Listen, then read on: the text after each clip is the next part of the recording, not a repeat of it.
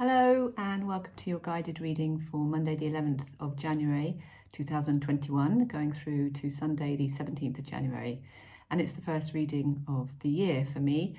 I did intend to do one last week, so apologies if you were expecting one, but I was fairly exhausted after the year we've had, and my instincts and my inner sort of guidance was saying rest as much as I could, as much as you can with a nearly 2-year-old.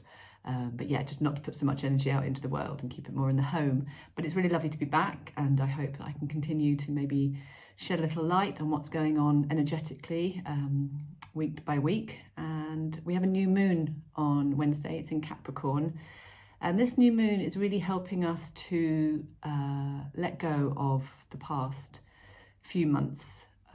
Most people have been through quite a tough year, nearly. And it may, even though we're in a new year, obviously in parts of the world we're still experiencing restrictions, and we're also maybe holding on to some of the experiences we had last year. Maybe not so much in our mind, but our bodies actually hold on a lot to emotions. So a nice exercise for the full moon would be to take some paper and a pen and just sit and just think back to some of the points where you felt your most challenged. I know that's not a lovely process to do on one level, but it's just kind of drawing into the body and feeling in the body where you might be feeling some of the pain and the grief and whatever you experienced that year, and just see if you can just breathe into those places and find them, and as you release, get that sense of letting go, releasing out the old energy. We have a new year, and although challenges might still be going on, it's a new energy, and there's a lot of magic in the air. I mentioned that in a previous video. So we really want to kind of clear out the old and open ourselves up to more potential. There is, planetary wise, I'm not an astrologer, but I do like to follow a lot of other astrologers, and it would seem that the next couple of months are still going to be quite challenging, with lots of kind of strong planets kind of clashing in the sky a bit. So it might be a bit of a ride yet, folks. So make sure you're supported, and if you're feeling strong emotions, come back to the breath. Try and be gentle with yourself. This is not an easy time to be a human, but there is brighter times ahead.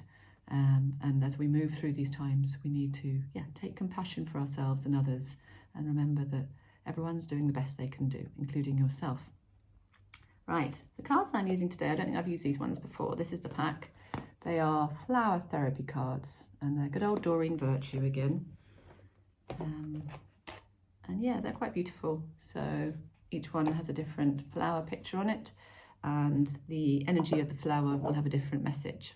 So let's have a little shuffle and see what wants to come out for this week. So if you've not listened to one of my readings before, the way I tend to read is I do a card for Monday and Tuesday, a card for Wednesday, Thursday, slightly going into Friday, and then we have a card for the weekend. Sorry, I got something in my eye.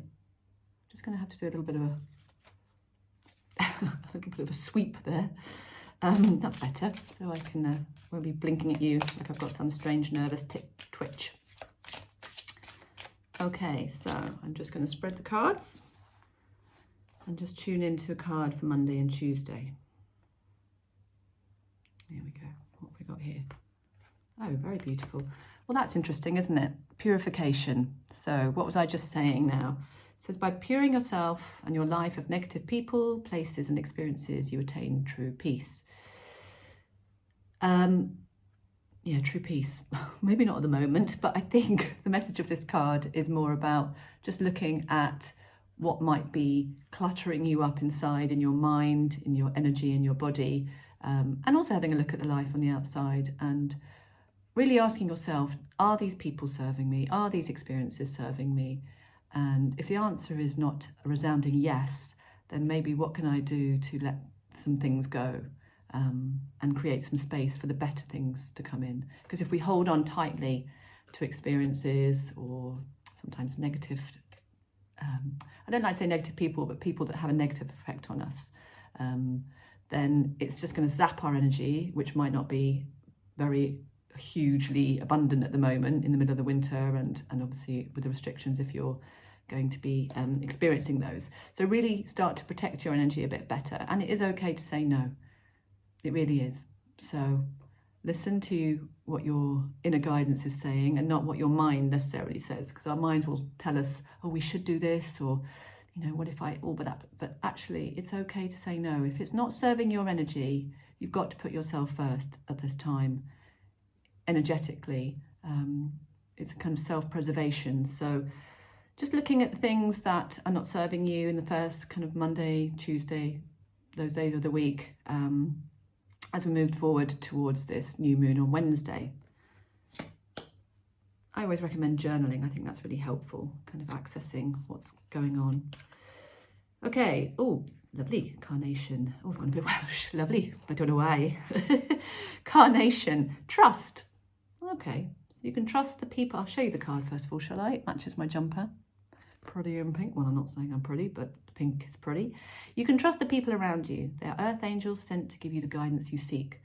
So it might feel that the last few months have left us a bit burnt and bruised and battered, and it can be hard to trust the process when the experience has been quite extreme. But this card is asking you just to open up your heart a little bit and be open to the support and love that's around you, and accept it. This is what we are wired to be. We're wired to love each other and to support each other.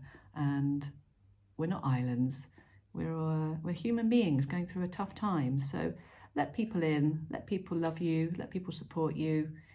It's a lovely thing for them, but it's also really nourishing for you too. So that's a card of trust, and also trusting yourself, trusting your visions and your dreams that might feel a bit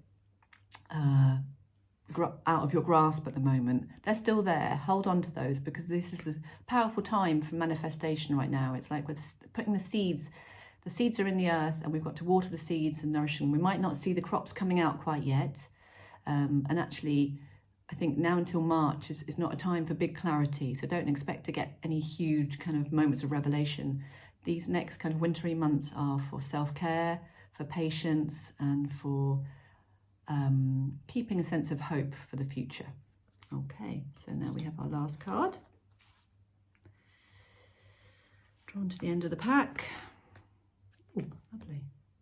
Wattle. That's a good word. I didn't know there was a plant called wattle. Apparently there is. It's a fluffy yellow one. Laughter. How nice is that? Laughter. So this is sort of Thursday. Hang on a minute. Yeah, where are we at? Just on Wednesday, Thursday, sorry, Friday going into the weekend. Uplift yourself and those around you through loving laughter. Well, that is a joyful message, isn't it? And it might sometimes feel like we haven't got a lot to laugh about right now, but if we actually ask the universe for more joy and laughter, it's amazing the things that come. You know, you might find yourself switching on the radio to something funny, or you might pick up a book or a magazine article that makes you chuckle, or you just might start to feel a little bit of warmth in your heart just by kind of calling out for that warm, laughing vibe.